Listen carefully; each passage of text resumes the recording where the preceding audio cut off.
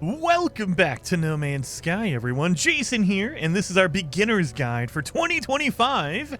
In the last episode, we did a tour of the space station. We went through all of the kiosks. We didn't go in deep detail. We'll get to that later on in the series. We just kind of did a quick tour. But there's one thing I just realized that I didn't go over in the beginning of the series, and I should have.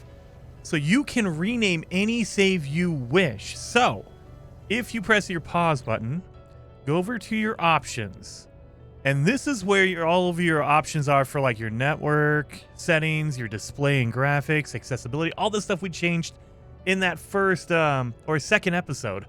But one I didn't go over is rename your current save right here. So if you have multiple saves like I do, sometimes you don't want to remember like, oh, this is the last time I played. I have to memorize that, right? All you have to do is rename it. You can name it anything you want. So like I can call this Beginners 2025 Accept. And so now it will always say that. So if I go to mode select, if I quit back to the main menu, I go to play. Oh no, I didn't save before I did that. Dang it. Okay, well, I'm a genius. You might want to save after you rename the save. There you go. I wanted to I was totally just trying to show you guys that. I didn't forget. You guys forgot. Dang it! I totally forgot you had to save after you changed the name, or else it doesn't save the change. Duh! Jason, come on now, man. All right, let's try that again. Let's try this again. So we're going to rename our save. We're going to say Beginners 2025, right? And now let's go save the game. That way it remembers what we called it. So if you get in and out of your ship, you'll see it says Restore Point Saved. That is just that is one of the save options. So we have Restore Point, which is a kind of a manual save. Anytime you get in and out of your ship, you can also manually save with like the save beacons and certain items in the game. Or you have an autosave. Now remember, the autosave will happen every minute you play. So as long as you're outside of the pause menu, like right now, it's not going to save. If I talk here for 5 minutes, it won't save. It will only save every minute while you're playing the game. So as we're running around doing stuff, it'll save every minute. So keep that in mind, just in case like you forget to get in and out of your ship, or you forget to like manually save, it will do it automatically for you, and that's what the autosave is about. But we renamed it, we saved this time. So now if I go back and show you the main menu, now it says Beginners 2025, so I know this is my save. And so I have different ones like Liquidators, I have my main save 2, OG Permadeath. I like to name my saves, that way I know which one is which, because you can also just look at the last time you played or your play time, but it starts getting confusing because if you don't do that, it'll just be like load save, load save.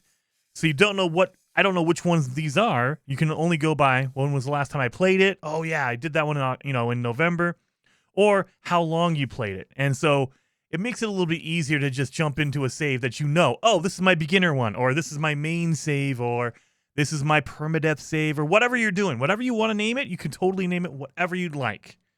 So just a heads up for that, and it's a really, really cool option to use. Definitely use that. All right, anyway, we did our tour of the space station. Let's jump back to our base. So we are following the mission, and if you ever want to go back and see what's going on, press your pause button, go to your log, and all of your missions will be in here. So we only have one because we just started the game, so we only have one mission so far, but as you progress through the game, you will get a whole bunch of different main missions, primaries, and secondary missions. So like if you take a mission from the mission agent on the space station, that'll pop up in here. All kinds of different stuff. So reach the decoded coordinates. What? The encoded message has been stored for later use. When ready to leave, use the teleport terminal to return to your base. All right, so we went over this in the last episode, but the teleporter will let you go to any location you've been to, either a space station, your base, or another person's base. If I visit another player base, I can go back to that base if I'd like. But we've only been to one base, so there we go. We'll go back here. So we're going to go back here and kind of follow the storyline a little bit, but don't worry about it. Like if you want to kind of venture off and do your own thing, you could totally do it. It'll basically put the missions, the storyline on pause while you're out doing whatever you want. Oh, I forgot to put a door in here, obviously. Look at that. It's a bit drafty in my house. All right, let's interact with the computer and see what's going on here. Archives terminated. Set a new task. Yes. Decoding. 16, 16, 16. Message follows. The traveler finds their wings. Fly to us and claim your place among the stars. So we need to go find a... Oh, life signs detected. Let's go over here. Let's get going. And now there's a location that's been marked for us over here. So we have a marker here. Distress signal is about a minute away, so let's fly up. There is a trick to this. So the closer you are to the surface, the slower your ship will go, because they try to like basically keep your speed at a reasonable pace so you can actually see what's going on. But if you fly high, even if you go outside of the atmosphere, you have less air, and it's also less protected, so you can go as fast as your ship will allow you to. That is also really going to depend on your upgrades. We don't have very many upgrades. We don't have any upgrades on our ship, so let's move this around here. Oh yeah, now you know what? I don't think I did that earlier as well. So you can move upgrades. I forgot about this, guys. There are so many things I just take for granted because I just do them automatically. I forget sometimes that if you're a beginner, you don't know what the heck that was. So you can pick up and move your upgrades in your technology tab for everything, in your multi-tool, in your exosuit, everything. So what you want to do is you want to put similar upgrades together. So you'll get jetpack upgrades, for instance. You want to put your jetpack upgrades together next to your jetpack. However, as you can see, we can't do that here because it's in the corner. Let me get back up here, that way I don't die. Thank you. Let me go land before I, crash my ship somewhere. All right, let's land here. That way I don't die. Land. All right, so let's get back in there. So if I wanted to put upgrades next to my jetpack, like if I get jetpack upgrades, I won't be able to do that because it's stuffed in the corner. What you can do is, if you hover over an upgrade, whatever it is, a technology, you press X if you're on Xbox or square if you're on PlayStation, and it picks it up, and then you can move it wherever you'd like. Put it right there. Put it right there. Whatever you want to do, you can organize your inventory however you wish. I would say you want to try to keep your main technology separated because you're going to have upgrades that go with it. You'll have hazard protection upgrades, and you want to put those around it. We'll go deeper into that later on in the series, but for now, just keep in mind you want to kind of move some stuff around. That way it has room for upgrades to go around it. So let's do that. Let's do that. So just moving some stuff around here. Oh yeah, we could do this for our multi-tool as well. Put our scanner over here. Visor over there. That way it's all kind of separated. So we have room, again, for upgrades to go around them.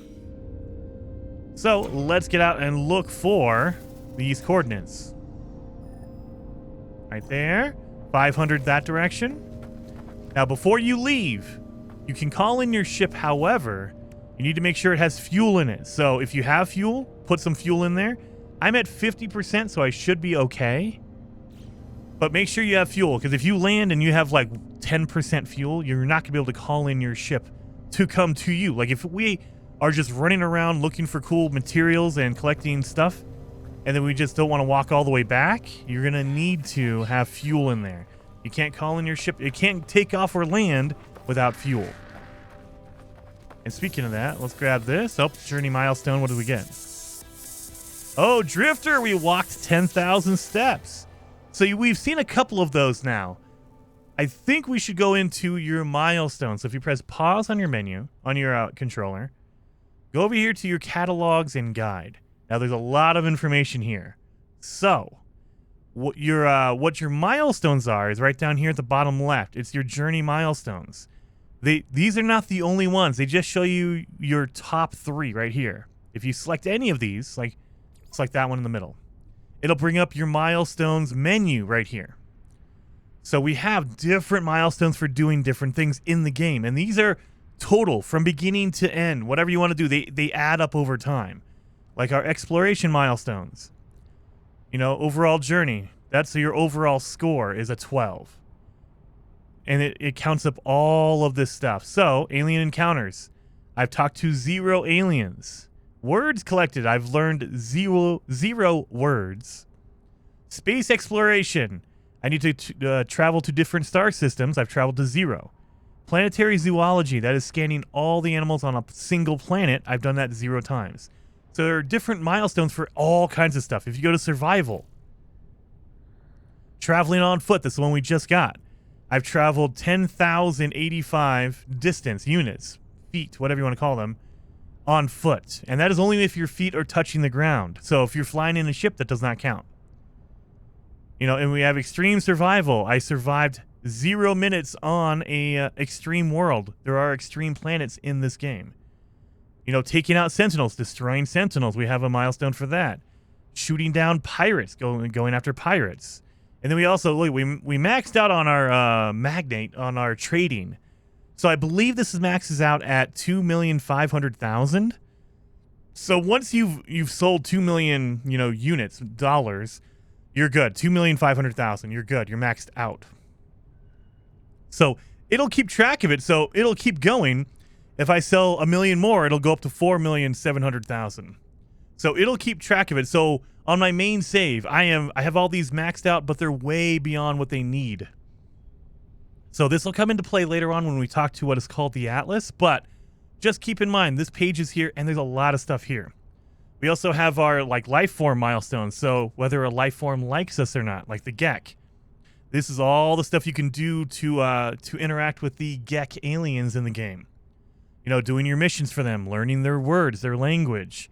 Smuggling run, so do some smuggling runs for them. You know, systems visited. So if we visit a system that is a Gek system. And then we have our guilds, you know, our merchant guild. We talked about that in the last episode. We have our mercenaries guild, explorers guild, outlaws, you know, the pirates of the game. Every race, every faction, everything has a counter on it that we can kind of look at and say, oh, we've gone this far on this, we've gone that far on that. So this is the cataloging guide is a very, very good menu. Very, very good menu. There's also just a ton here you can go through. Like, we can go to technology. What blueprints do we know? So as you pick up different things, you'll learn different things. So this is all the basics that we've gotten so far. But we can totally, as we progress in the game, we'll unlock more information on all this stuff. Like right now, we don't know how to make that, the thermic layer. It's grayed out because we've never made it. We don't know how to make it. We don't have the blueprint for that. As we progress in the game, we will learn it, and it will highlight like this. Like the jetpack, you start out with that, so that's why it's highlighted. Same thing for your starship.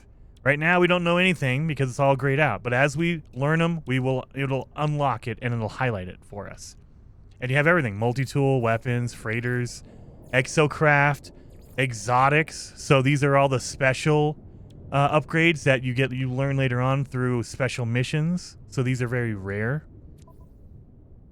And so yeah, I would recommend just kind of going through this, and we will slowly learn all of these. We will go through all these menus, but as of for now, just kind of, you know, pop in here, look around a little bit, and just kind of get your feet wet a little bit with the menu system.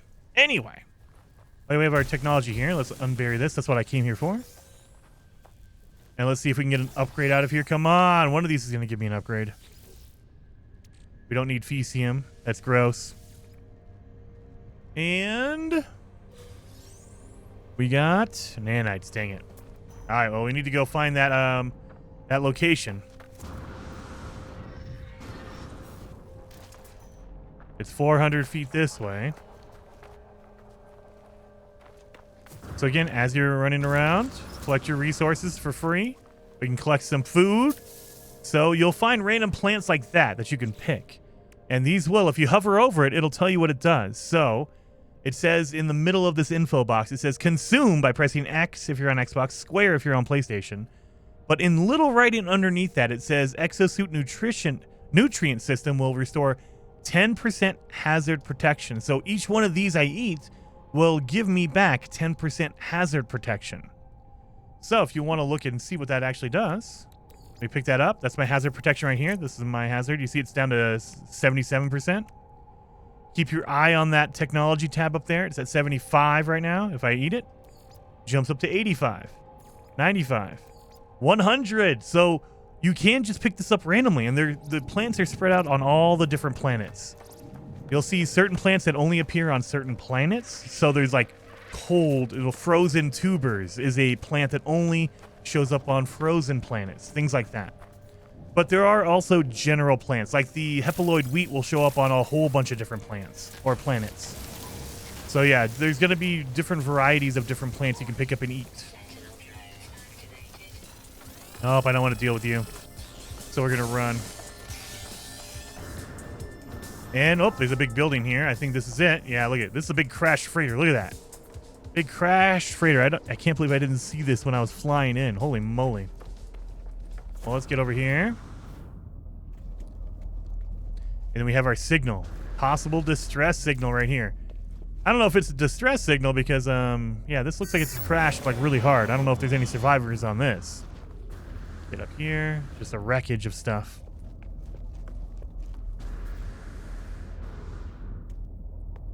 So let's interact with this beacon right here.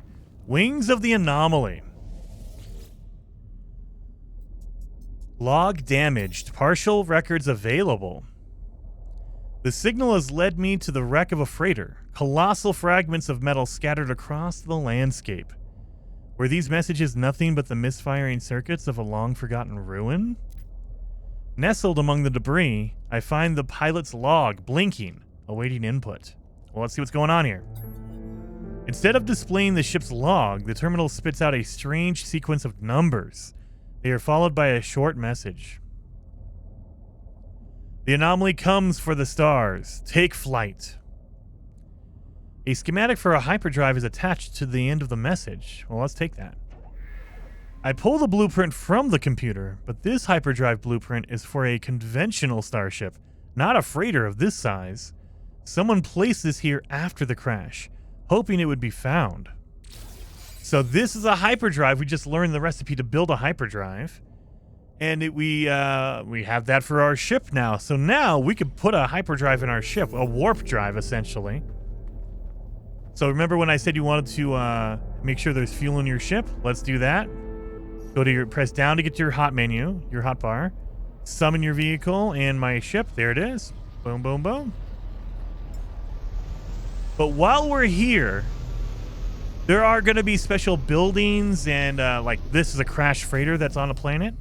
There are cool items you can find in these locations. So on a crash freighter, if you pull up your visor and you look around, you'll notice there's cargo pods all over the place because the crash freighter had a whole bunch of cargo, but when it crashed, we can unbury this and see if we can get some really cool items. So use our terrain manipulator. Again, you press Y to switch between all your different tools on your multi-tool, or triangle if you're on PlayStation. And let's open this up. Let's use the big one. There we go. Big one to uncover this thing. And now, cargo pod. Let's open this. And there's some junk in here. Junk and junk. So let's get rid of this junk. Yeah, unclog the lock, the door. And we got what? Nanites. Okay, we got nanites. Oh, and there's radiation in there. We got to get out of here. So because it crashed, there's going to be radiation in all of these containers. And there are multiple. So we just have this one. Oh, we have that one right there. But if you look around, there's going to be more than one. So we have a container up here. Cargo pod right there. And the secret for this is, I know where they're all at because every freighter is set up the same exact way. As of right now, they might change that in the future, but as of right now, they're all in the same. So let's get this junk out of here. And remember, when you crack it open, it's going to have radiation come out of it. So you want to move as soon as you get out. Open the door. Oh, we got antimatter out of that one. So every one of these is set up the same. So there's always going to be one right there. There's going to be one in here. There's going to be one over there. There's going to be one up there. So yeah, you can see. You just pull up your visor and you can see where all these are. Cargo pod, cargo pod. And these cargo pods are going to have random things on them. So it's not ever going to be the same. Like if you come to the same exact location, you're probably going to get different items. So just keep that in mind. Yours are going to look different than mine. It doesn't have the same items all the time. Let's open this up because they can have really, really valuable items in them. So if you're going to be here, you might as well take advantage of that and get this going. Radiation protection falling. We got some nanites out of that. There's one up here. Crack open that door. Unclog this junk.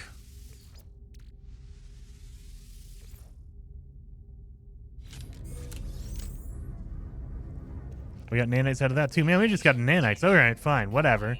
Just giving us nanites. Well, we did get antimatter, so that was good.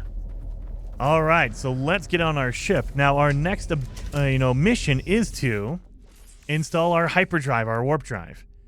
So if we go to install, you need 125 chromatic metal. That's why I was farming up a whole bunch of copper earlier in the previous episodes. If you don't have chromatic metal, remember, just look around for some copper with your visor and go mine that up and refine it in your refiner.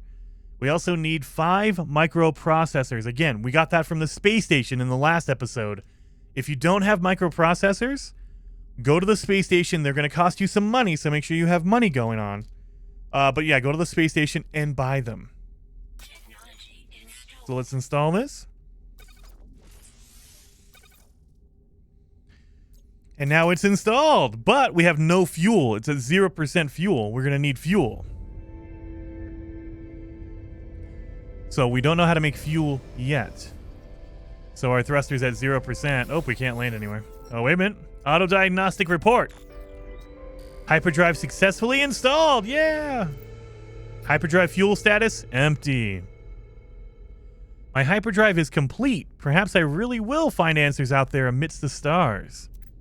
But without warp cells, I will be going nowhere. I need to find a source of antimatter. Well, let's tune our scanner. So now our scanner will look for antimatter, but we're too close to the surface. We need to get some space between us. That way we know, because it might be on this planet, it might be on another planet, we don't know. So once you go out into space, now we can use our scanner. And it should find a location for us. Antimatter trace detected. And it is over on that planet. And what is this planet? Is this our dead planet? It looks like a dead planet.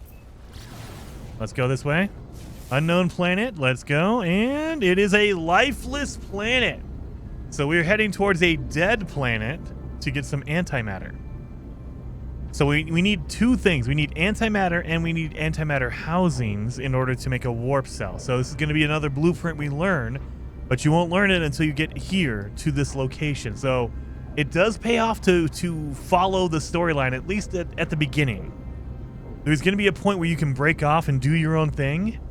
And the cool thing about No Man's Sky is they let you go do that. If you want to, you'll be able to buy the blueprints from different store locations, just like our upgrades we saw on the space station.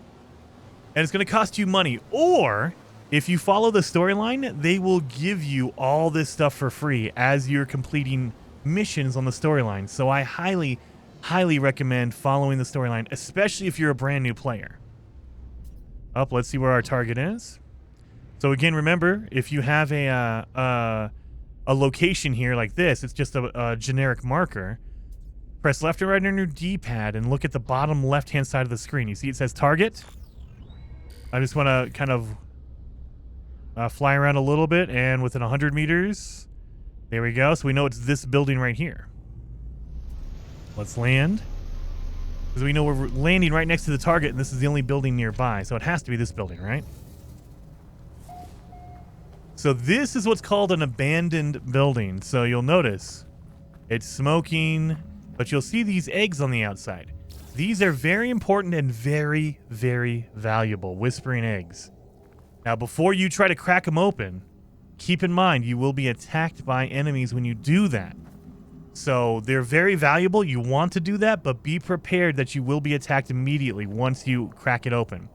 However, the item on the inside is worth a lot of money or nanites. This is one of the first and easiest ways in the beginning to make a lot of nanites. That special material we need, the special money we need for upgrades. So I would highly recommend you do this. So this is our first abandoned building. I'm going to pull out your laser. Now, when you crack it open, you'll see a larval core, a little green ball with green dot or black dots on it pops out. And then these monsters will. So they will attack you if you're standing still. You don't want to stand still, so run around a little bit. And they will keep chasing you, and they chase you for about 30 seconds to a minute, and then they get tired and they run away. So that's all you have to do is run away for a minute. However, if you crack open another egg, that resets the timer. So now I have another minute to wait before they go away. Every time you break open an egg, it resets the timer. So my trick is always just run around and get away from them. If you need to, use your jetpack to get on top of this building because they can't go up or down. Now, I will say keyword is up or down. So they can't jump up here, they can't attack me up here, and they can't go down underneath the ground. So if you need to, use your terrain manipulator, make a hole. And if I get in the hole,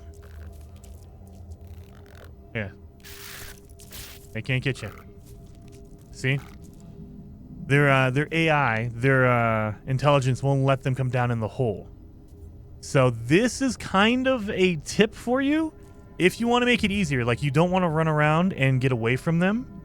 I understand it. If you don't want to do any combat, I understand it completely. Oh, look at, they're subsiding. What you can do if you want these eggs without attacking them, all you have to do is dig a little bit of a hole right underneath the nest. That way they can't get to you. And make sure there's no dirt preventing you from shooting these eggs. So if you get down here in the ground, aim up here with your laser. And there you go. The eggs just fall right on top of you. And you can grab it. And the aliens, the monsters, cannot get you while you're down here. So just crack the eggs open and have them fall down underground. Look at that. Oh no. I have a little bit of a lip I left. Let me grab that. So yeah, that is one way to do it, and it makes it very, very easy. I will say, once you kind of get used to the game, it's not hard to run away from these guys. It's really not. So you won't see me dig a hole like that and hide underneath. I will just run in a circle. As long as you keep moving, they really can't get you. So just keep moving. If you stand still, that's when they catch you. But yeah, just kind of run, move, and just do this. I do laps around the building until I get all of the eggs.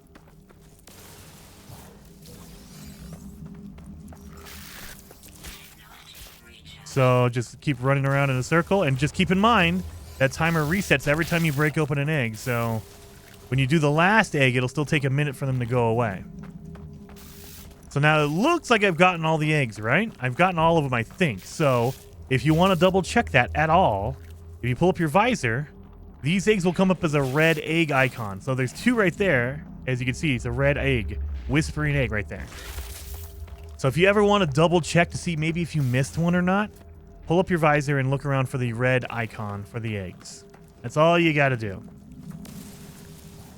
Grab that.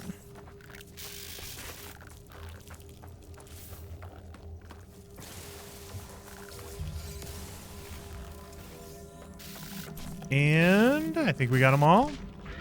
I think that's it. We got them all. Oh, they're hitting me because I'm standing still.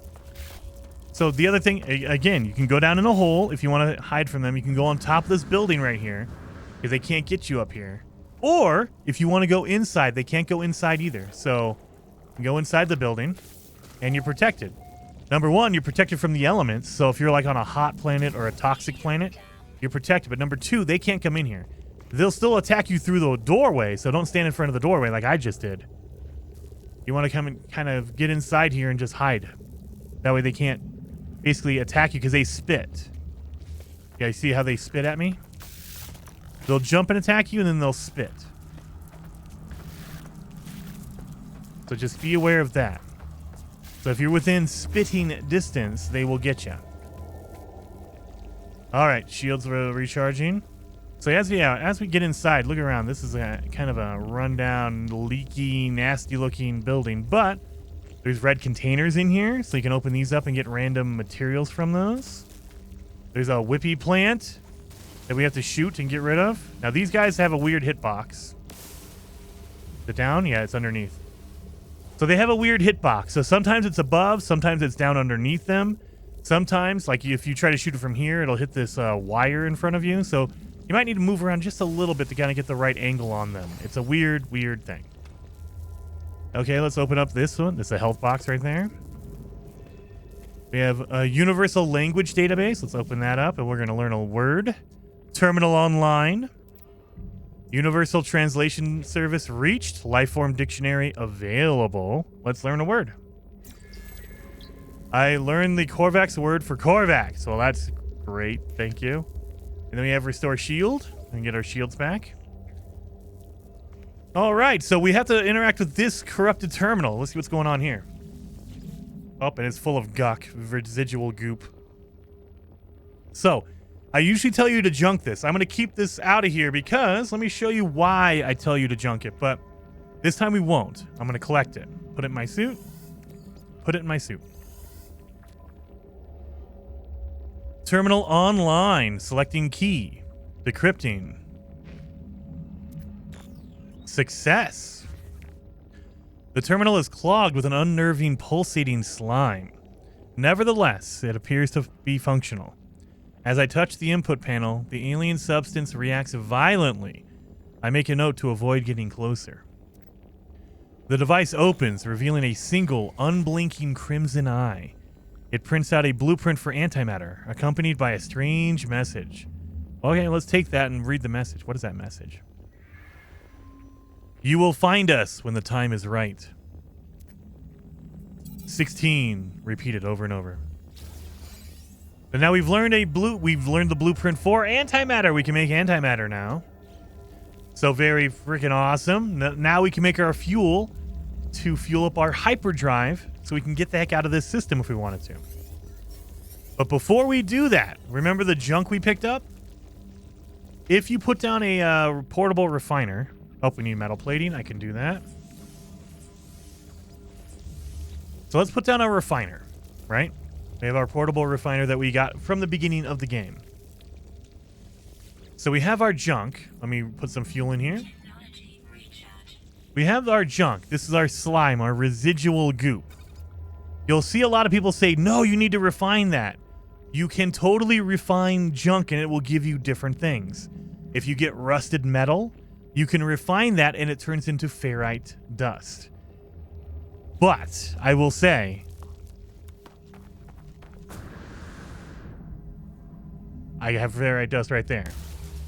Ferrite dust is not hard to come by, so that's why it's technically junk, and I never really worry about it, like when you pull it out. Because look at that. I'm getting a whole bunch of ferrite dust because there's rocks everywhere. Every once in a while, you'll run into a planet that has very few rocks, and I get it. At that point, yes, you need to use rusted metal. But I'd say on 80% of planets, there are so many rocks around, it is a waste of time to refine rusted metal. You can do it. You could totally do it. But it is not really beneficial. However, I will say the same thing about this residual goop. So if you pick up your residual goop right here, it just says it's junk and its value is worth 1,000 units. So that's not very valuable either. However, if you put it in the refiner, it'll turn into viscous fluids. Now it's going to take you, it's going to take us for our 60. It's going to take us about 30 seconds to do this, right? So we can do that. We can turn all of this into viscous fluids. However, viscous fluids are also considered junk. If I go down here, it says junk as well. You'll run into that. But you can refine that even more. So viscous fluids refines into living slime. Again, it's going to take you a while to refine this. If you have a big stack of it, it's going to take you longer. Like my 20 is going to take me about 10 seconds. So if you had 200, it would take you 100 seconds, over a minute and a half to do that. But this is junk as well. It's like, okay, what is going on here? It is junk again. But if we take this out, this living slime, that's junk, and we refine it again, this will turn into runaway mold. Again, it's going to take you about 13 seconds for 22, So the more you have, the longer it's going to take. However, runaway mold is also called junk. Don't worry, this is going somewhere. This is going somewhere. We can turn runaway mold, so it's junk. It's worth 20 units each. Not very worth it for money-wise, and it's classified as junk. But if we refine that, this runaway mold turns into nanites. That's useful. However, we're going to get 4 nanites out of the 22 we got. It is not worth it to do all of that work in order to get 4 nanites. It is not worth it. And that is why I always consider the viscous fluids, living slime, all of that stuff, that is junk. It is trash as far as I'm concerned, because yes, you can totally refine it like 4 times and you will eventually get your nanites. However, I got 4 nanites out of that, right? 4 nanites. Let me see. Is there a damaged machinery around here somewhere? Of course not. You can open up a damaged machinery and you will get 20 nanites, and it takes you a split second to do that. That is why it is totally not worth it. There are way better ways to get nanites that are not refining something for like 10 minutes. So I would highly recommend ignoring that. The one thing I will say not to ignore is, well, let's junk this. It's junk. Junk and junk. The one thing I will say not to ignore is the larval core, the whispering eggs we opened up earlier. Look at that. We picked up a stack of 3. It's worth 200,000. That's 69,000. Nice. Units for each egg we picked up. So this one of 10 is 698,000 for a stack of 10. That is a lot of money. It is worth it. However, don't do that. It's worth a lot of money, don't get me wrong, but there's something even more worth it. Put down your refiner again. You want to refine those eggs. This is a really, really early and fast way to make a lot of nanites, which is the upgrade money. Put the larval core in there. A stack of 10 larval cores will give me 500 nanites. And look at that. It's 500 and it's not going to take, an hour to do it. If you do the living slime, it would take you forever to get 500 nanites. That took me 2 seconds to get 500 nanites. That is why the larval cores are the way better option. Don't go after the living slime or the viscous fluids or any of that garbage. Don't worry about that. Go after the larval core. That is a very fast way to get nanites. We just got 650 nanites in like 10 seconds. Way faster, way easier, way more profitable. And so you can sell it for money. If we go to back to the space station, we could have sold all of those upgrades, all of those larval cores for money. However, we can make money in a whole bunch of other different ways. It is much harder to get nanites, and that's why I would highly recommend only turning your larval core, your whispering eggs, only turn them into nanites. Don't worry about turning them into money. Don't do that. It is not worth it. Oh yeah, we don't need copper, do we? Yeah, we don't need that. All right, so we did that. We've learned the blueprint for antimatter, so now we can make fuel for our hyperdrive. So let's get back to our ship and let's do some hyperdrive fuel stuff. Let's get in here. So if we pull up our menu here, our inventory menu, you'll see it says it's highlighted. And it says warp cell. This is the fuel we need for our ship. However, we don't have the ingredients. This is a cool secret that not a lot of people use, and they should. So if you don't know what you need, if you press X if you're on Xbox, square if you're on PlayStation, it says view crafting steps. So it gives you the crafting tree in order to make this thing.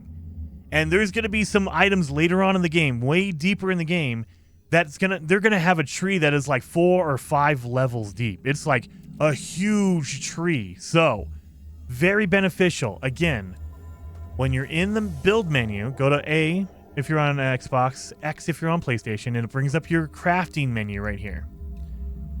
Any item you want to craft and you don't know or you don't have all the resources, you press X and it'll bring up the tree for you. Or square if you're on PlayStation, X if you're on Xbox. And so now we know, okay, we need this. We have that. Let's build another one. Let's build this. We need oxygen in order to make our antimatter housing. So we need to go find some oxygen, you guys. So let's go do that. There should be some oxygen around here somewhere. We do a scan. Looking for the O's, O2 for oxygen. Grab that. Well, we're going to need some dihydrogen crystals later on. Let's get some oxygen. So oxygen is one of the rare materials that you cannot buy at a space station.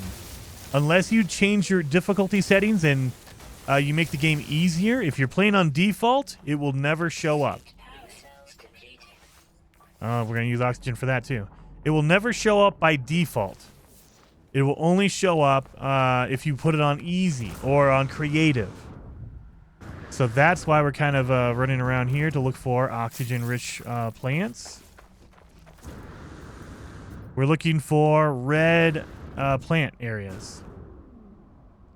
And if you'll see, I notice I fire off my scanner every once in a while just to kind of scan the area around me. There is not a lot of oxygen here. We might need to leave and go somewhere else to get some oxygen because, man, this planet, it is a dead planet, so it makes sense that there's no oxygen plants around because, you know, it's going to, why? Why would you do that?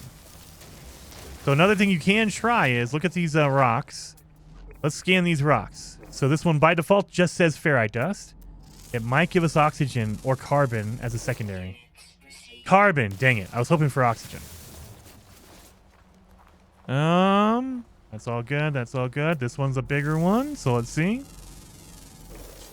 Carbon. Dang it, they're only giving me carbon. I was hoping for oxygen.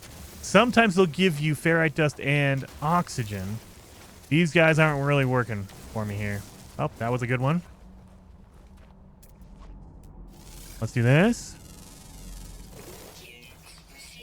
Dihydrogen, dang it. So, nope, yep, we definitely have to go to a different planet to get some oxygen.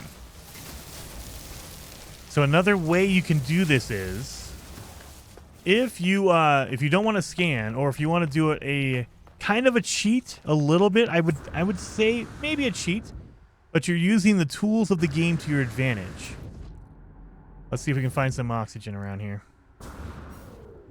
You can, if need be, just make your life a little bit easier. Let's see. Let's see. Well, okay, well, I'll show you anyway, but it's not going to show. We won't be able to see anything here because I don't have any oxygen around me. But go to your quick menu and go all the way over to the right to the camera, photo mode. If you pull up photo mode, first thing is it freezes the game. So you're in pause right now.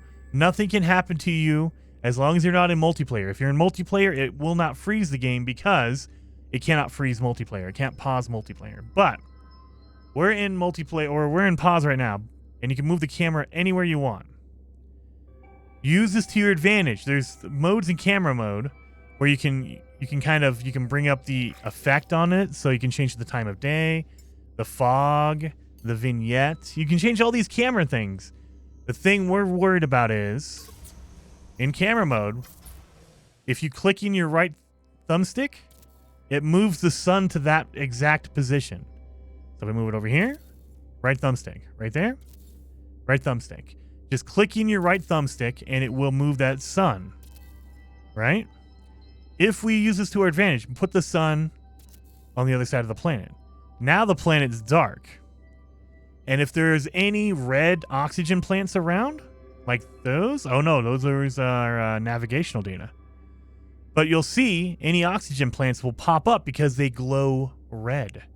Like we can see the red crystals over here. Same thing for yellow on these sodium plants. So use that to your advantage. If you can't tell where something is, number one, this pauses the game. And number two, it will show you exactly where this thing is. So that looks like an oxygen plant over here. Yep, that looks like an oxygen plant way over here. And my character is over there. So that's where you would use that. And again, it's just for camera mode. So I didn't move the sun permanently. It just moved while I was in camera mode. Oh, there we go. We should have some hazardous plants down here. Maybe not. Oh, there you are. There's a hazardous plant. So these hazardous plants will poison you if you get too close. However, look at that. It contains oxygen. So if I destroy it, I'll get oxygen from it. So kind of pull up your visor, and if you see a red exclamation point, that is a scary plant that will hurt you. But that also means there could be some good stuff there, like these guys. Sometimes it's oxygen, sometimes it's sodium. That was a sodium plant. So we'll get sodium from this guy. And the other one could be oxygen, it could be sodium, we don't know. That's a sodium plant. Dang it, I was hoping for oxygen. But yeah, use that to your advantage. Run around. And the cool thing is... Oh, this is an unidentified plant in a rock. Okay. Or underground. Oh, it has oxygen, so we'll take that too. But the other thing is, you'll notice, look at that guy. He will activate only when you put your cursor over it. So if you don't look at him, they don't activate. So if I just walk by, like I already looked at him, so he won't activate. He activated, but there's one right next to it, right above my head. You see that? There's one right there. He will not activate because I didn't put my cursor over him. So they only activate if you put your cursor over it. I can stand next to this thing all day. Look at that. He's not activated. But as soon as I put my cursor on him, they activate. So that's another thing you can use to your advantage. They will only activate when you look at them. And the only way the game knows you looked at them is if you put your cursor over it. So... especially in third person, it's easy. If you're in first person, it's going to be kind of hard to avoid looking at them because you can't change your camera because you're in first person. Whereas in third person, I can move my camera all over the place. I can look behind me, around me, above me, below me. So there you go. That's another secret to know about these hazardous flora in the caves specifically. They only activate when you look at them.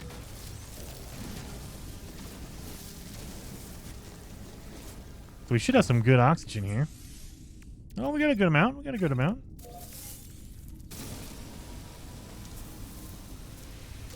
Pop that guy. Pop this guy. He's going to give me some sodium. And remember, keep your laser warm. That way it goes through faster.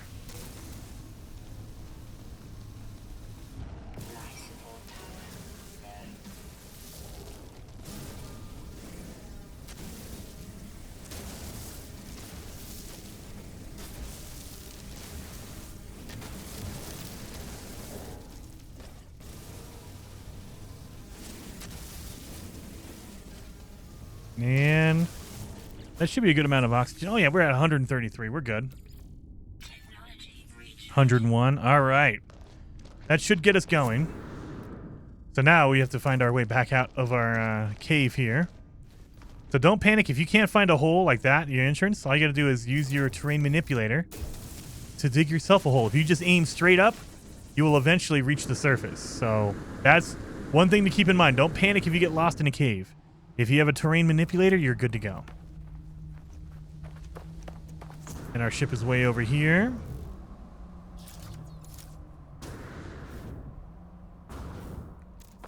Let's go. Pop that one. Yep, gotta get all our materials here.